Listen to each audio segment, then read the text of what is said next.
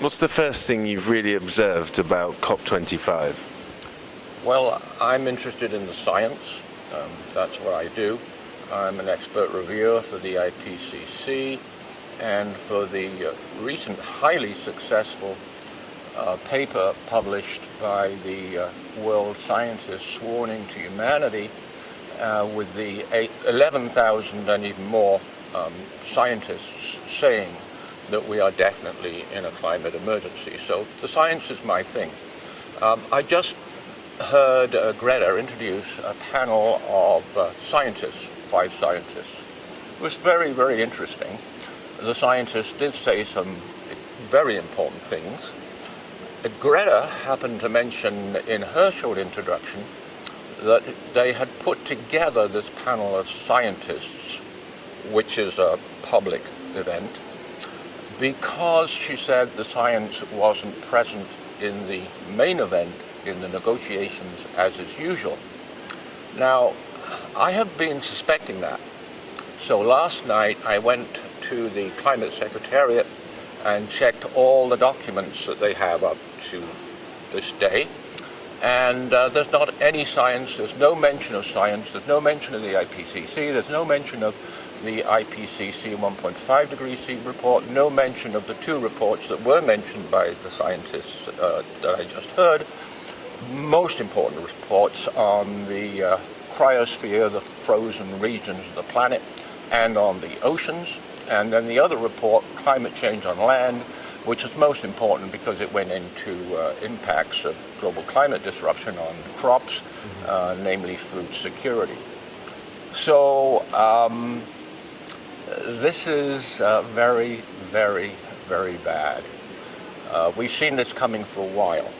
In the COP a couple of years ago, there was a lot of media given to the terrible fact that 4 of the countries got together to block the tabling of the most important IPCC report ever, which was the 2018 IPCC report on 1.5 degrees C, which showed that 2 degrees C, the old target since 1996, is total catastrophe, and 1.5 degrees C is still disastrous, but that is where we must aim. All of the scientists now are agreed on that. They're all behind 1.5 degrees C, although it seems almost impossible to do that. But the scientists today said, no, it still is possible, but only if we reduce emissions. I'm quoting from the scientists at the panel this morning. Only if we reduce emissions by 7% every year from next year, so that we can reduce global emissions 50% by 2030. We can do that. If we wait any longer, it becomes impossible to do it, because now we're on this absolute critical crux of emissions and atmospheric greenhouse gas concentrations, whereby, as one of the scientists said this morning, every year matters. So COP25 is yet another circus, but the acts are absolutely terrible in this circus. It's another delay. If I was just the man in the street asking you if this process is fit for purpose, what would your answer be? Oh, it's always been set up to fail. And we have seen, I mean, since 1995, we've seen, in actual fact, the first 2 COPs were pretty hopeful. Ever since then, things have gone down, down, down, down, down. And the reason why they're set up to fail is very interesting. When the convention was signed in 1992 and ratified in 1993, the UN Convention, which, by the way, defines safe climate change as safe levels of atmospheric greenhouse gas concentrations, right, which is a much more scientific, better, reliable limit than talking about global warming, okay? So it's set up to fail because in the convention it said that major decisions will be made by consensus. So the first thing in 1993 that this negotiators, the parties, got together on is, well, what are we going to call consensus? So most of the countries said, well, obviously, 2/3 majority, 66%. No, that didn't happen. We still don't have a definition of consensus under the convention. It's absolutely absurd. So what happens is, every single year, they have what they call an ad hoc decision, and the decision is made by whoever is hosting and holding the COP meeting. Right. And it's always either unanimity, which the French government made the Paris Agreement. They said that there's going to be total agreement or there's going to be no agreement, okay? Or virtual unanimity. In other words, they'll pass something if one or two parties object, okay? But as you can see, this is set up to fail because it just takes a couple of countries to be able to veto any major decision. And that's what we've seen now. We know for sure that the United States, Russia, Kuwait, and Saudi Arabia, at the very least, we know that they are blocking the science from the negotiations. And it seems that in this COP, they're being dropped completely. If we were going to inject some science into these proceedings, what would those injections look like? What would they be full of? That's an excellent question. Clearly, we would go by what the convention requires, and we would go by the atmospheric greenhouse gas concentrations. So the question is, what's happening to the greenhouse gas concentrations? Well, they're all accelerating. Right now, all three atmospheric main greenhouse gas concentrations, the amount of greenhouse gases in the atmosphere, they're all accelerating. Mm-hmm. Carbon dioxide, methane since 2000, and now a paper released this year, nitrous oxide. So all three are on an accelerating trend. Yeah. Now what does that mean? It means we're on a trend to total planetary catastrophe. We're on a trend to biosphere collapse. Right. Now there are publications from scientists over the past, actually 8 years that I can think of, that have pointed this out, right? That this is where we're headed. So we would go by atmospheric greenhouse gas concentrations, and with respect to that, carbon dioxide, of course, is the most important one. It's responsible for most of the heating and all of the ocean acidification. Yeah. And this year, 2019, the atmospheric carbon dioxide increase rate was the highest that it's ever been. It's on a par with 2016, which was a record. And so we are increasing CO2 in the atmosphere at a rate that's definitely, and the World Meteorological Organization has told us, is definitely faster than anything that's happened in the past 40 to 50 million years. Incredible. I think most people have heard that atmospheric carbon dioxide concentration is the highest in 3 to 5 million years. It's now running at a mean of 412 parts per million. Put that into context, we now have an ice core that goes back 2.2 million years. The highest atmospheric CO2 has ever been is 300 in the past 2+ million years. So we're now at 412, rising fast. So the system is responding to that, it's changing, and it seems to be accelerating in those changes. I mean, you're talking about accelerating emissions, but in the last, say, 5 years, I think is a very different 5 years from the 5 years before that. And, I mean, it's desperate in places like Sydney at the moment. I mean, it's just horrific. Everything we look at here in terms of policy is based on scenarios. Mm-hmm. And, we talk about carbon budgets, and we talk about 1.5 degrees, which is a very abstract thing as far as I'm concerned, and 2 degrees, the average temperature increases. But the world doesn't seem to really work like that. And, in terms of scenarios, it seems like we're branching off into the worst case scenario. Are we disaster planning for that? And just before you answer that, one more thing. that I've heard, we used to talk about avoiding catastrophe. And in one interview I gave the other day, someone said, well, it might be catastrophic, but let's hope it's not cataclysmic. And, I just wonder, at what point do we stop moving the markers? Moving the markers and discussing words, right? Discussing terms rather than the emergency and what we absolutely have to do. Sorry, to recap, the first part was about the scenarios. Scenarios, yeah. We've always had these scenarios. They've always been confusing to the public and totally confusing to the policymakers. They're invented by the IPCC. Interestingly, Shell Oil Corporation was way involved at the beginning of these scenarios, okay? And you've got to think they're set up to confuse people for this reason. The two emission scenarios which we really would like is, number one, the one that we are on. Mm-hmm. We never get that, okay? We have to sort of work it out from their, they have these terms, like RCP 8.5, and now we've got they're changing all the time, that's the other thing, right? So they're making it pretty well impossible for the average person, actually the average scientist, to really understand, who isn't sort of deep into climate change. So, and the other one that we don't have is what is the best case scenario?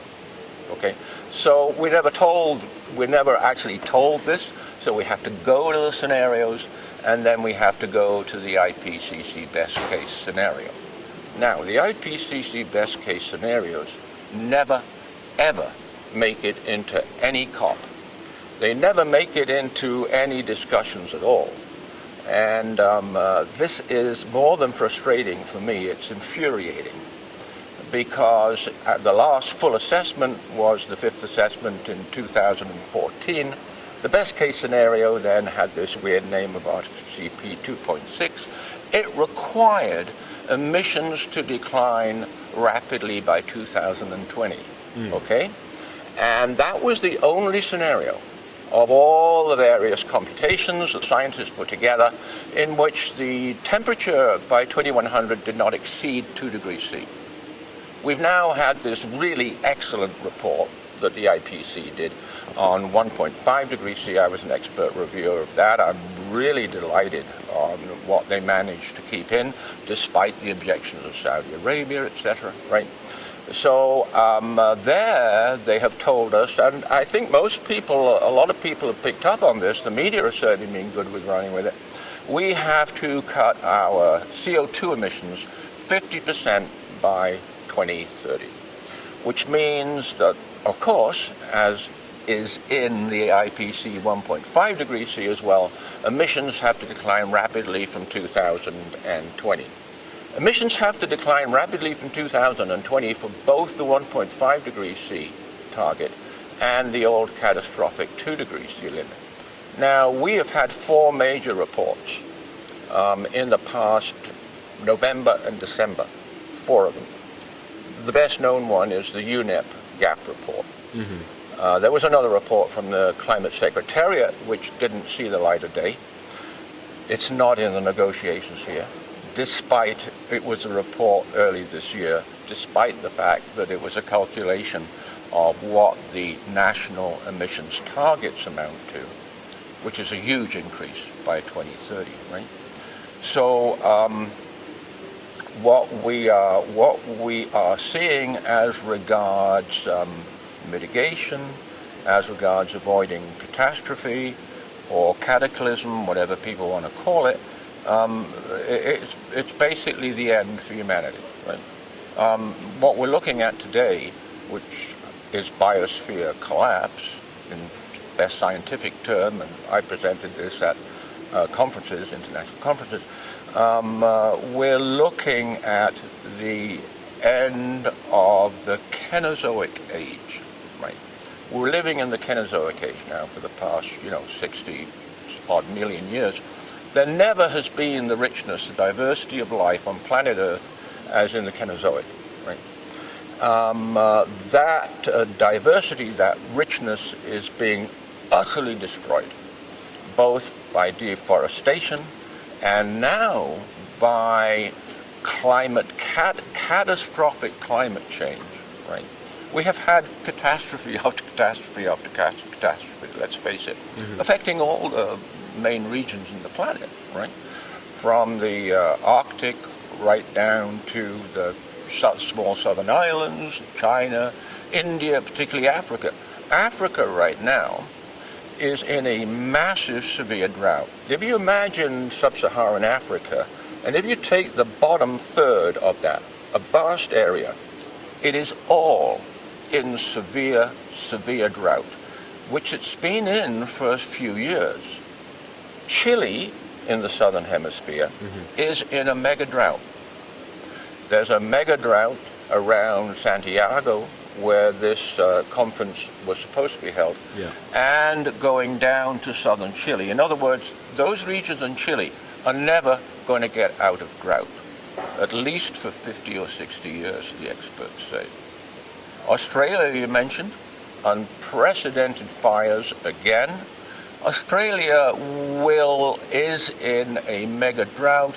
The scientists in the next year or two will confirm that Australia is also in a mega drought. We'll never get out of the drought. So what's happening?